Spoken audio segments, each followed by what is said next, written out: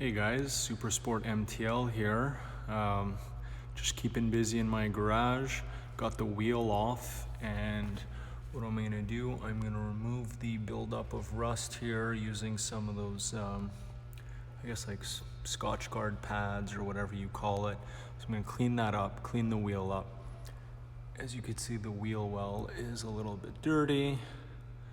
So I'm gonna clean that up, clean up the brake caliper here. And that's it. I'm gonna do corner by corner here. Take my time, clean up the wheel, and yeah, then do an overall wash. Here we go. I'm gonna actually grab these. I don't know what they're called. I know it's like a Scotch-Brite actually. So if we go with the brand name, it's Scotch-Brite.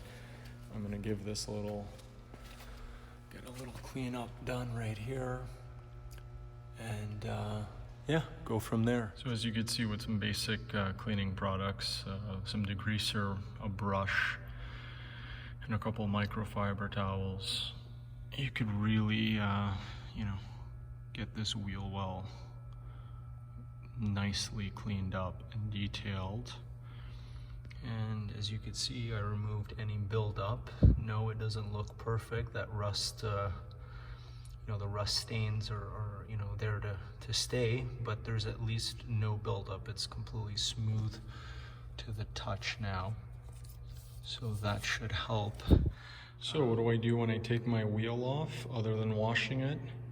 Well, common sense things like inspect the integrity of the wheel. Are there any cracks? Is there anything that seems out of place? Don't forget, guys, this is the only thing that's between you and the road surface. So if your wheel and tire gives you any doubts on its condition, please don't take it lightly.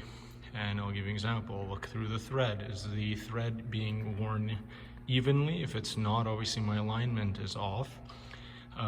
With any type of camber, the inside of the tire is always going to wear quicker than the outside of the tire. That's normal.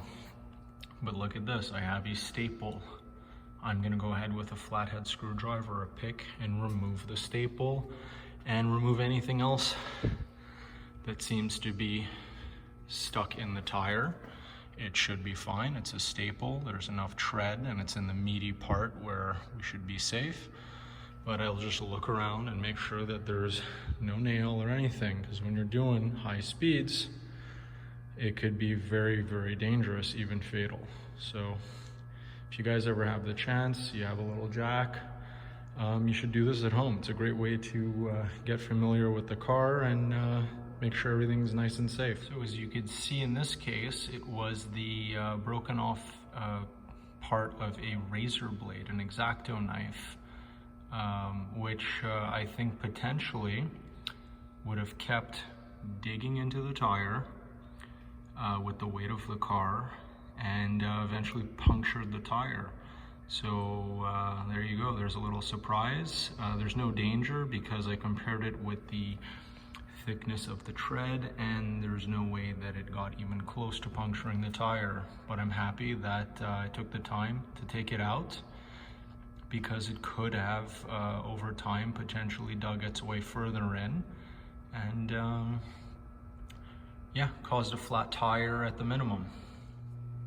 So after a couple hours, the wheel wells, brake calipers, and all the rust that accumulated on the hubs have been successfully cleaned, removed. There was quite a bit of buildup actually on this rear passenger hub.